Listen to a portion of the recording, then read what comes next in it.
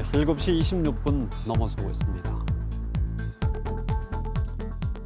코로나의 경우에 원주에서 시작된 코로나19가 지난주부터는 강원도 전 지역에서 산발적 감염이 확산되는 양상을 보이고 있습니다. 이제는 직장과 학교, 또 대중교통 등 일상 공간에서 소규모의 집단 감염에 주의를 해야 되는 상황인데요. 긴급 점검. 오늘은 일상 속 코로나19 감염에 대해서 전문가로부터 자세히 알아보겠습니다. 강원도 공공보건의료지원단의 조희숙 단장 스튜디오에 모셨습니다. 네, 단장님 어서 오십시오. 네, 안녕하세요. 반갑습니다. 네. 자, 전국의 상황과 강원도의 상황을 같이 영향을 주고받기 때문에 봐야 될 것 같은데요. 지난 2월부터 시작해서 강원도 내의 코로나 발병의 양상을 우리가 어떻게 봐야겠습니까? 네, 최근 발생하는 강원도 환자의 양상은 산발적이면서 군집적으로 그 지역사회에 확산하고 있는 그런 특이한 양상을 벌이고 있습니다. 사실 그동안 2월부터 발생한 여러 가지 감염이 있었는데요. 대구에서 시작이 됐고 그리고 네. 이제 서울, 경기로 이어졌는데 사실 그 당시는 강원도의 뚜렷한 증가 양상은 보이지 않았었습니다. 조금은 이제 어떤 그 도시 간의 교류가 이제 상대적으로 적었고 그래서 최근에 이제 좀 뒤늦은 이제 감염이 시작이 되고 있는데요. 네. 그렇지만 군집적으로 또 산발적으로 지역사회에 감염이 되면서 또 서울 수도권이 함께 증가하고 있기 때문에 수도권에서 유입하고 있는 또 환자가 있습니다. 네. 더더군다나 날씨가 추워지고 있고 또 강원도는 더 많이 춥지 않습니까? 네. 그러다 보면 이제 실내에 많이 있게 되고 또 환기가 적게 되고요. 그렇게 네. 되기 때문에 조금은 더 지역사회 확산이라는 부분들을 우려하고 또 주의해야 될 부분들이 있습니다. 네. 감염의 집단이 퍼져나가고 있는 그런 상황으로 보여지는데요. 네. 지금 도내에서는 철원과 원주가 사회적 거리두기 1.5단계가 적용이 되고 있습니다. 그래서 이 산발적으로 이 퍼져나가고 있는 이 상황에서 사회적 거리두기를 강원도 전체 또는 영서 지역만이라도 강화해야 하는 것 아닌가 이런 목소리가 있습니다. 단장님은 어떻게 보십니까? 네, 격리 이제 사회적인 격리두기를 이제 1.5단계 확산하는 부분에 대한 또 얘기들도 있습니다만 네. 사실은 그런 그 어떤 방침은 조금 신중하게 고려될 필요가 있습니다. 왜냐하면 방역이 이제 사회 방역이 있고 생활 방역으로 좀 구분을 할 수가 있는데요. 네. 지금의 그 강원도에 발생하고 있는 집단 양상은 어떤 특정 시설의 다중시설 확산이라기보다는 산발적이면서 지인들 간의 소규모 그룹 또 만남을 통해서 지금 이제 그 확산이 증가하고 있는 추세입니다. 네. 그런데 이제 사회적 거리두기를 좀 더 격상하면 주로 그 주된 이제 제한이 되는 것이 다중시설 제한이거든요. 이에 따라서 시민들의 불편함이나 네. 또 그 사회적, 경제적인 피해가 굉장히 큽니다. 이제 그것에 비해서 지금의 강원도의 발생 양상을 적절하게 하기에는 이제 개인 생활 방역이 조금 더 중요성이 더해진다고 볼 수 있습니다. 네. 그래서 어떤 그 다중시설 이용을 자제하는 것보다는 개인 차원에서 만남이나 약속을 좀 더 자제하시고요. 네. 또 부득이한 만남이라도 그 식사 약속을 좀 더 자제하시는 그런 어떤 개인적인 노력들이 훨씬 더 중요하게 자리매김을 하고 있습니다. 네. 여러 가지를 고려하고 있는 그런 단계이군요. 네.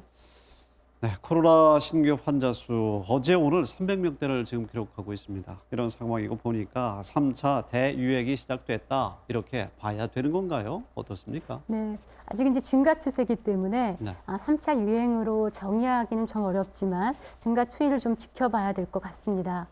더군다나 아까 말씀드린 것처럼 이제 날씨가 추워지고 있고요. 네. 또 수도권이 이제 증가하고 있기 때문에 우리도 그 강원도가 대비를 해야 되는 부분은 분명합니다.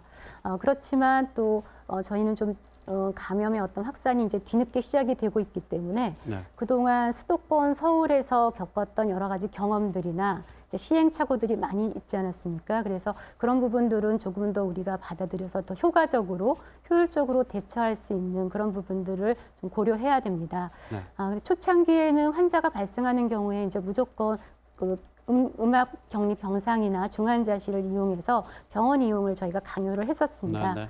그렇지만 그동안 서울 또 전국에서 발생한 환자들을 저희가 이제 전문가들이 분석한 바에 의하면 이제 50세 미만이신 경우에는 비교적 경증으로 치료가 완료가 되는 경우가 많았고요. 네. 이제 중증으로 가는 경우는 그 나이가 많으신 분들 또 기저질환이 있으신 분들입니다. 그런데 이제 강원도 같은 경우에는 올해 8월을 기준으로 그 노인 인구 65세 이상이 이미 그 20.6%로 초고령 네, 사회로 네. 진입을 했습니다. 네.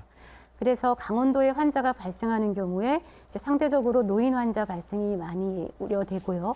또 노인들인 경우에는 다른 여러 기저질환들을 함께 가지고 계십니다. 네. 그래서 이렇게 증가하는 추세에 비해서 우리는 이제 중환자실을 좀 많이 비워둬야 됩니다. 그렇군요. 예, 그런 점에서 그동안 우리의 이제 환자 발생한 경우에 그 병원 이용을 우리가 이제 이용을 일차적으로 선택을 했지만 이제는 자가 치료 또 그 생활치료센터를 좀 더 많이 준비를 해서 네. 경증 또 젊으신 분들의 그 증상이 없는, 왜냐하면 전체 환자의 한 40% 전후는 증상이 없는 무증상 환자임이 네, 네. 저희 어떤 한국 사회 그동안 감염자의 분석 결과입니다. 네. 그래서 이분들은 이제 생활치료센터로 저희가 이제 모시고요.